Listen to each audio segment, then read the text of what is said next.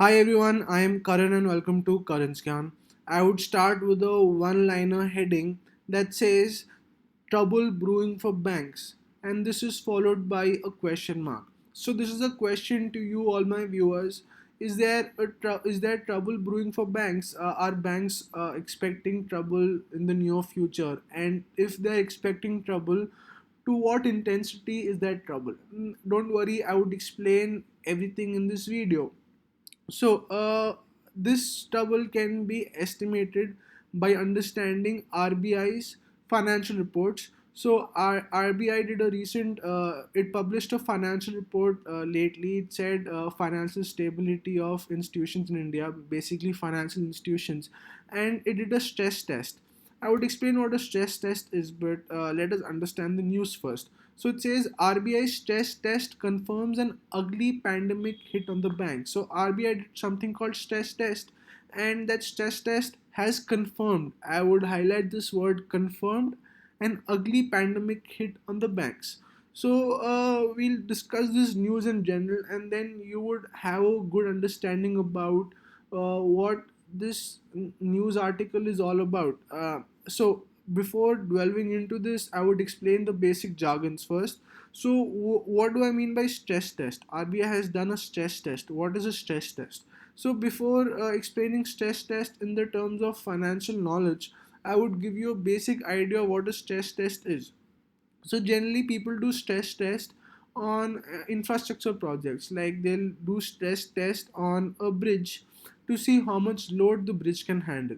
So let me take an example. We have a bridge, quite a fancy looking bridge, right? Let us assume this bridge can has a capacity of 1000 kgs. Of course it will have a capacity of millions of tons, but for argument's sake, let it have a capacity of 1000 kgs. Okay, now it has a capacity of 1000 kg and a small storm has come. So because of a small storm, engineers think that there might be some damage on the bridge, and they want the damage to be repaired or be mitigated before a bigger storm follows. So there has been a storm small. It had a capacity of 1000 kgs earlier. Let us assume it has a capacity of 950 kgs now after the small storm. So the engineers basically want the bridge to basically survive through the bigger storm, despite knowing the damage it has. So they would basically check if the bridge can weather this bigger storm, and they would do a stress test to know what is the new capacity and to understand what suitable measures can be taken. For example, if they can add some additional columns, additional pillars, additional columns, or they can improve the damaged structures if there are cracks somewhere, if there's a crack or if a wire has broken. So they would basically look at the damage, and they would improve the damaged structures, or they would add additional measures. So this is a stress test. They are just looking at the stress this bridge can handle when excess load has come on it during times such as times of storms. Yeah, so I wanted to relate this to the financial institutions. Here, the smallest storm is the moratorium, or I would say coronavirus, right? That is a small storm. But what is the biggest storm that is yet to come? The biggest storm is loan defaults, because when the moratorium is coming to a brief end, the loan defaults would spike up, and as a result, that would be a bigger storm than the small storm of coronavirus, especially to the banking industry, because I'm talking about banking industry. Basically they want to see what damage the moratorium has caused and how this damage can be mitigated. So what is stress test in banking? Now, a bank stress test is an analysis conducted under hypothetical unfavorable economic scenarios such as deep recession or financial market crisis. The bank is being analyzed on how it will perform when there is deep recession or there is unfavorable market conditions coming in the future, which is the situation right now. Moreover, it is designed to determine whether a bank has enough capital to withstand the impact of adverse economic developments. So they are seeing if the bank has enough money for it to survive through the storm. just like a bridge. Does it have enough capacity to survive through the bigger storm?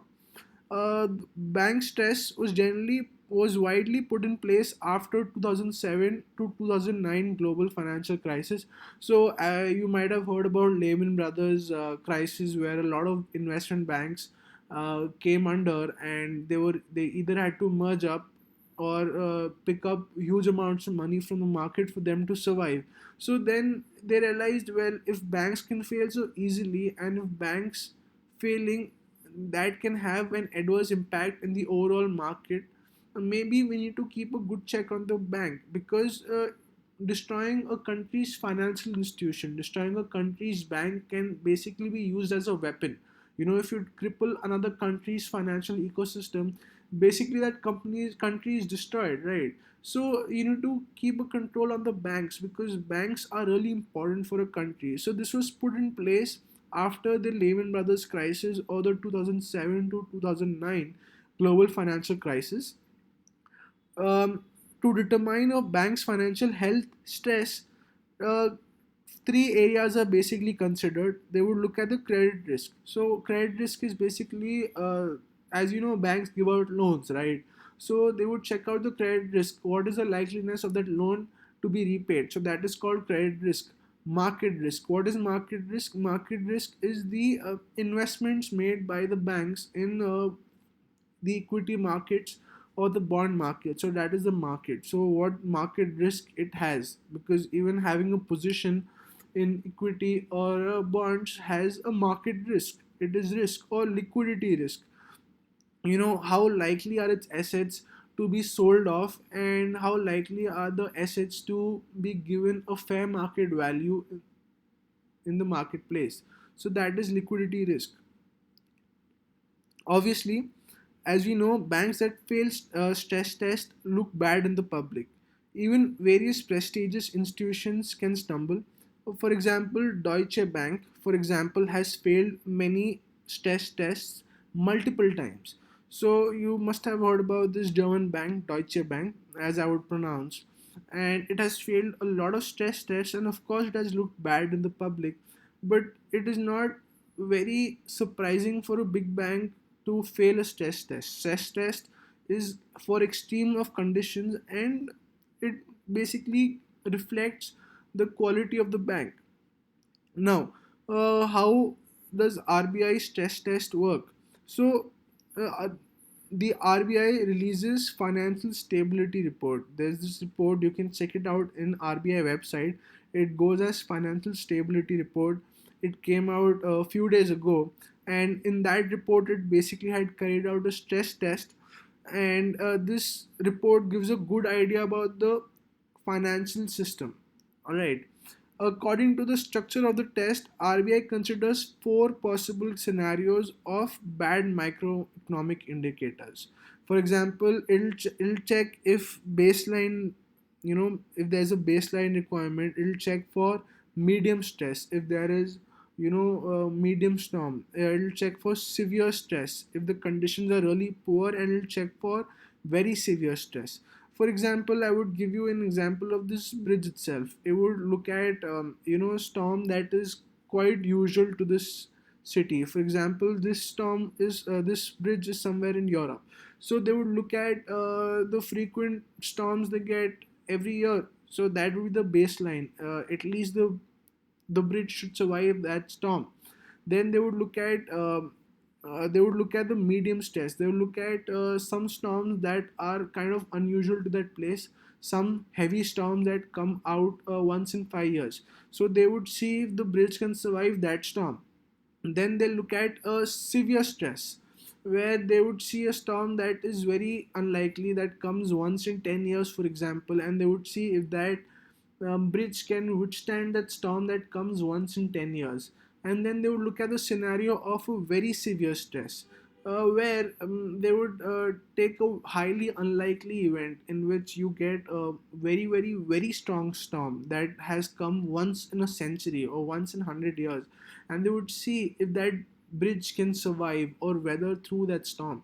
So basically, these are the criterias: baseline, medium stress, severe stress, and very severe stress. So they look at four things. All right. So, what were the revelations of the stress tests? So, before I talk about the stress test, I would give you a graph. Alright, so this graph basically puts everything in one picture. This graph has you know, one cluster as public banks, the other cluster as private banks, the other cluster as foreign banks, and the last cluster of overall banking system. So we would have a look. So this is a graph of basically gross NPAs.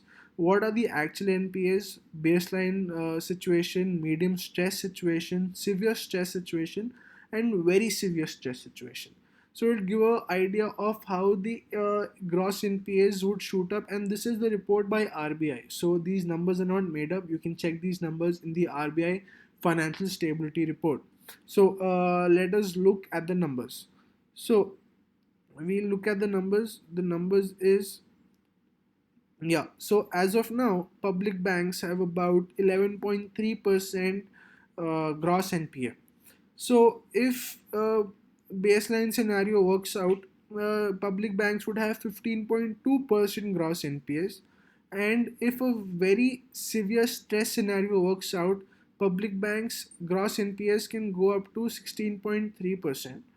All right. So from 11.3%, it has the max capability to go up to 16.3%. But even in the baseline scenario, that is the minimum scenario, it is expected that the NPAs of public banks will go up to at least 15.2%. All right. So that is a red flag for you. Next, I would talk about private banks. Though private banks have a better loan book quality than public banks, they are more choosy in giving loans. They would also not fare as well. As of now, they have a 4.2% gross NPA, but in the baseline scenario, their NPAs would shoot up to 17.3%. So baseline is the current scenario, you know. So there's an actual scenario and there's a current scenario. So baseline is the minimum impact, you know, and very severe stress is the maximum impact. So the minimum impact it will have is 7.3% gross NPA, and the maximum impact it will have is 18.7% gross NPA. Foreign banks are doing the best. So foreign banks have a gross NPA of 2.3% right now. Minimum impact of this coronavirus in gross banks is 13.9% gross NPA, and maximum impact is 5.8% gross NPA. So very severe stress situations won't shoot up the bad loan book of foreign banks. But this is where the figure is important. I would talk about overall banking industry in general. As of now, overall banking industry has 8.5% gross NPA, which is a really bad figure for a country as developed as India. If I look at baseline or the minimum worsening, I would see for banks during the because of the coronavirus pandemic, they expect the gross NPA to go to minimum of 12.5% to maximum of 14.7% in very severe stress. So let us just assume we won't see very severe stress, but we would see medium stress. So if I talk about medium stress, overall banking industry would have medium stress of 13.5% NPAs. You know, from 8.5% NPA, which is actually right now. So this is not a good news for shareholders of banking company, but this is not, a really bad sign. This is what is expected by RBI, and if RBI is giving out this report, it should be something for you to consider.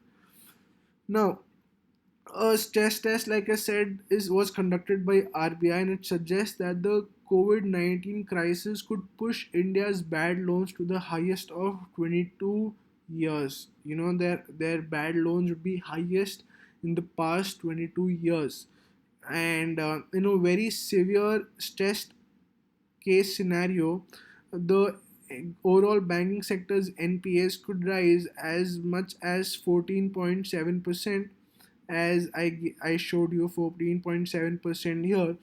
And RBI's test also shows that public sector banks could see their gross NPAs rise to 15.2% by March 2021. 15.2% by March 2021. That is the baseline scenario they're giving up public banks. And as of now, the gross NPAs are 11.3%. And in a very, very bad scenario, in a very severe stress scenario, this could go as high as 16.3%. Moreover, this fourth point is kind of important for you to understand. Banks will see an erosion in capital as banks would be required to provide provisioning against defaulters. So they would have to keep some cash aside for the defaulters because they need to provision defaulters as per guidelines laid out by RBI, and because of this, they won't have a lot of cash in hand. And under the baseline scenario, the system level capital adequacy ratio could drop to 13.3% by March 2021 to 14.6%. So this is the report by RBI. I have these numbers with me. So if you don't want to read a very long page report given by RBI, I have this summed up. So you can ask me for a PDF, or you can directly go to RBI's website and look at the financial stability report. It got released a couple of days ago. And let me know what you think about this. And I would love to have a discussion with you in the comments. So I hope you like the video, and I wish you a very nice day. Thank you.